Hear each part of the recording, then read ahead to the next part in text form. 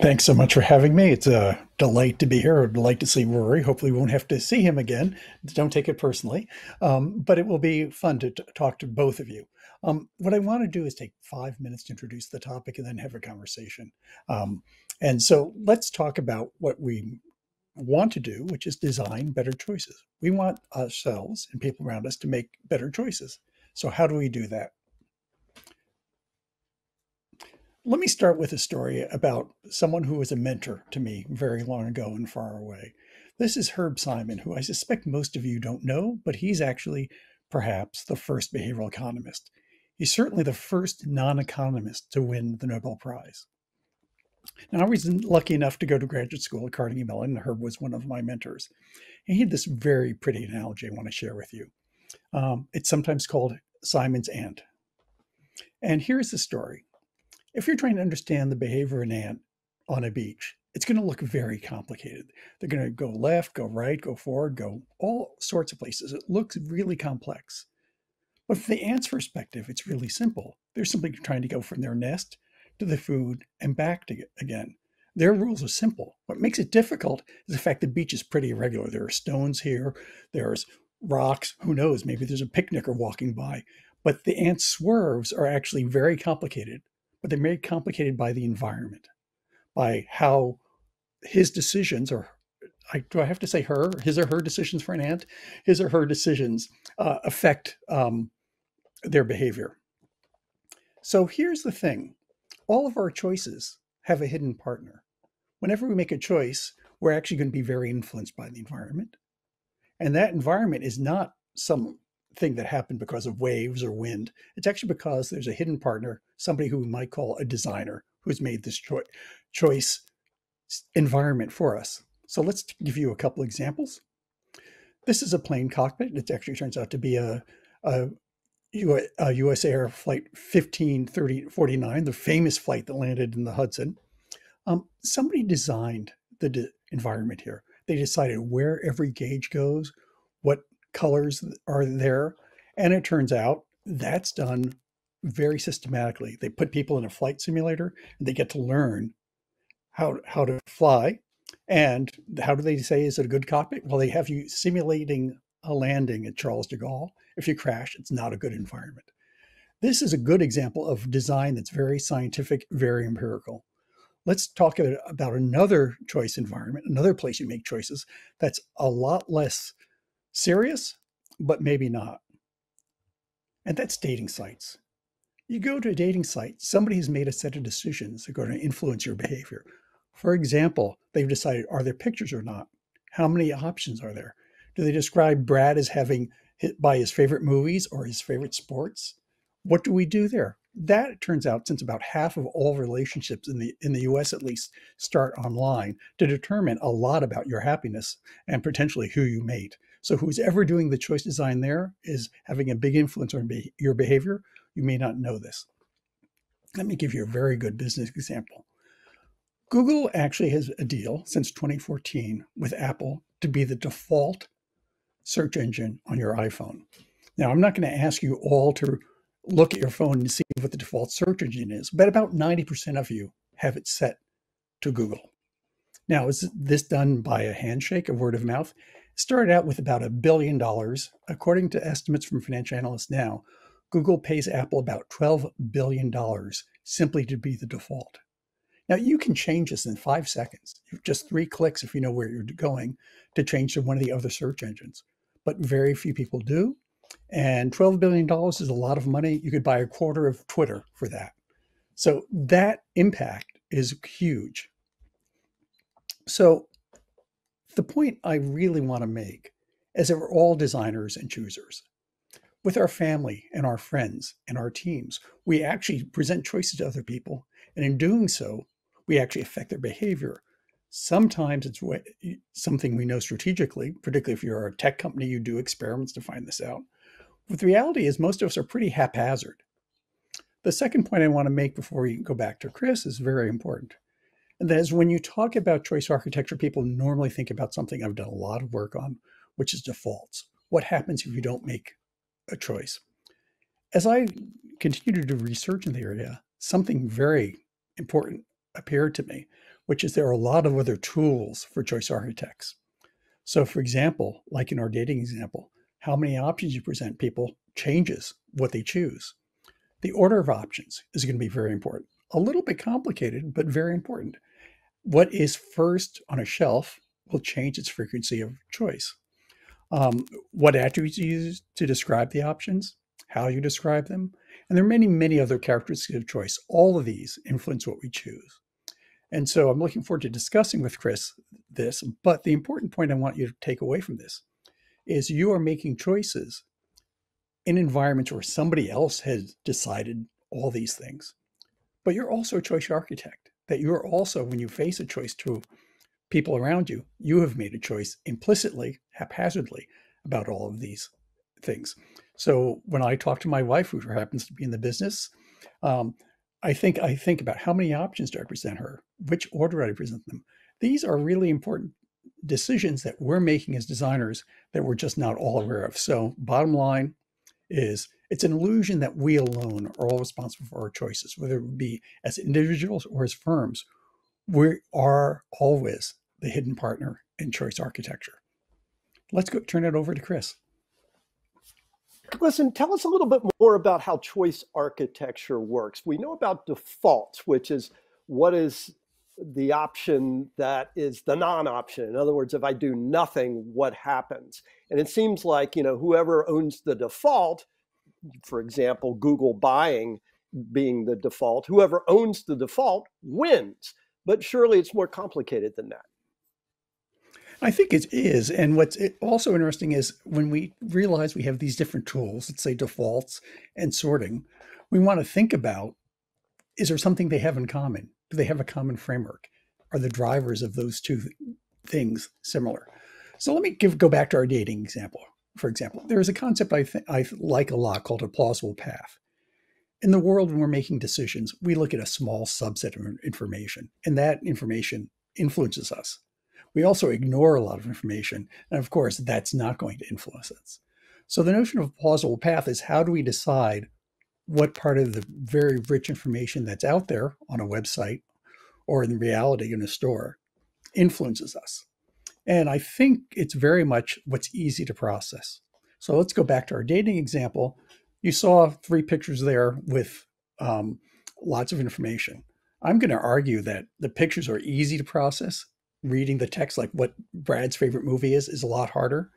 And if I give you more options, you're going to tend to look at the easier to process information. So you're going to end up, like on Tinder, looking at the pictures and nothing else. And so pictures get to be very important. So a plausible path is influenced because I've made some information easy to see and others harder. The second big driver, I think, is what I think of as assembled preferences. We don't know always exactly what we want. We're making up our ideas of what our ideal product or ideal mate would be on the spot. And it's going to be influenced by things like labels. There's a very cute study that I love quite a bit done about labeling chopped meat, hamburger meat. And this clever psychologist essentially labeled it either 7% lean or 30% fat. Now, those are obviously the same thing. It adds up to 100%. The meat is either lean or fat. But people had very different preferences with the two labels. And why? Well, it's pretty clear. When I think about fat, I think about clogged arteries. I think about maybe it's juicy. When I think about lean, I think about muscle. I think about what's good about it. And so people tasted literally the chopped meat with the two labels, and it tasted differently with the label because what came from memory. So plausible paths, what's in the world, what do we see? And assembled preferences, what do we recall from memory? And those are, I think, the two big drivers. How can marketers better make use of this as choice architects without going to the dark side, which is something you've investigated as well? How can, it seems that our intuition may not be great at this, though we flatter ourselves. So as an intentional strategic approach, how can marketers be better? Can you give us some examples where it's going well and maybe not so well? Yeah, one of my favorite examples involves a German car company I was doing some work with. And they had, like most German car companies, a very fancy configurator You actually got to build your car online. And it had a lot of choices, first off. You had to make 56 different decisions. So that's interesting. Is that the right number of decisions? But the one that was interesting to me was the fact the default was always the cheapest. Now, this is interesting because the default is cheap. That means I'm going to buy a smaller, more economical engine. But when we asked consumers, they weren't particularly looking for the smallest, most economical engine. In fact, Germany being a place where there are autobahns with no speed limit, it's actually dangerous to have such an engine. You want to actually have something in mid-size probably. So they were actually encouraging their customers to have engines that were less satisfying for them. And of course, for the company, this was less satisfying because they were making less money. It turns out they actually changed that with a set of recommendations, and they ended up making about 5,000 more euros in revenue per car simply by changing the default. So that's a good example of how not to do it. What they did then is actually probably a really good example of how to do it. We thought about doing fancy user modeling. Maybe we should build an AI that actually tells you what the default should be. They had a much better idea than anything we had. They said, what kind of consumer are you? What kind of driver are you? Are you looking for a family car or sports car?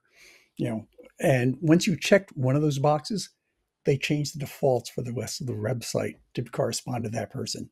So if you said sports car, you got defaulted into fancy high acceleration engine. If you said family car, you got seat belts, airbags, baby seats, things like that. So the defaults differed depending upon what kind of customer you were. And I think that's actually a very pretty example. And shouldn't that be used more in things that are very tough for most people to understand, like financial products? For example, if you're shopping for an annuity, which is something that just seems so complicated, opaque, and yet I don't see companies, for example, labeling, as you did, saying perhaps like to be a sporty driver, or maybe even anthropomorphizing and saying I'm more of a Chris than an Eric, based on, say, life stages and needs and what have you. What do you see in the world of financial services that could greatly improve if they use this kind of thinking? So let me start with financial services choice architecture 101. And that's when you go to Ogilvy and you sign up for the retirement plan, they probably have a default option for your retirement. And that actually turns out to be a pretty sophisticated option. They have something called a target date fund. What that is a fund that's all they need to know is your age. So your employer probably knows how old you are. So if you're 25, you should be exposing yourself to high risk. You want lots of stock. And they'll sign you up for the target date fund, say 2060, which will start out high in stocks. And as you get older and don't do anything, which most people do, it gets converted to bonds. And so basically it does an investment for you automatically. 102, this next is some of these wonderful robo advisors actually do a very nice job of asking you, what are you saving the money for? And if you say for retirement, they'll put you in one kind of account. You say for a house in 5 years, they'll put you in another account. They actually understand the goal and will allocate your investments knowing what that goal is. So those are two very nice examples in investments. Annuities is a great example and a very hard product to sell. Yeah, and I've always wondered why. I mean, it's easy. Humans get anthropomorphizing.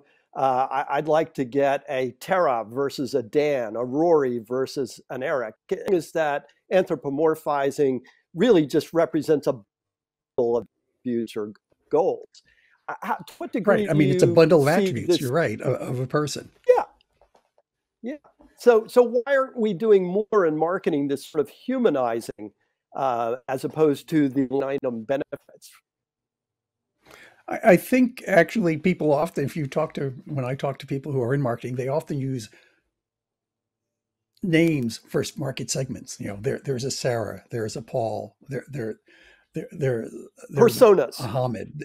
They have personas. That's a very common, but the breakdown is they use that for communication, but not as much for presentation of products to people. I think there's a very interesting breakdown there. It's a great question. What about you mentioned, and I'm a big fan of personalization. And I'm wondering to what degree choice architecture works. I don't mean generically, but one, you take an approach and decide this is how we're going to present these options. To what degree does a nudge or choice architecture, to what degree does its impact depend on the innate internal wiring of individuals, or do you find a generic effect? It's a really good question. So we've been thinking a lot about and studying, and I think the field has been really interested in how do different interventions affect different people. I think you talked a little bit about this with Maya, for example. And what's interesting in lots of the work we do in financial services, particularly, it's the people who are least sophisticated who are most affected by choice architecture interventions. So I send you off credit card shopping. I tell you, this is what you're looking for. Can you really find the best credit card? And it's going to take a little math because there are interest rates involved. It turns out people who are high in financial literacy, they tend to do okay with or without choice architecture. But it's people at the lower end of the spectrum, either poorer, have less resources, have less financial literacy, that are most affected by choice architecture. The good news, and it's really good news, is that it's a very inexpensive way for a firm to get people to choose better products by giving them this choice architecture underlayment, sorting by cost or nudging them by using a default. The bad news is they're also more exposed to bad choice architecture. So if you are on the dark side, if you're trying, this is actually the most vulnerable population.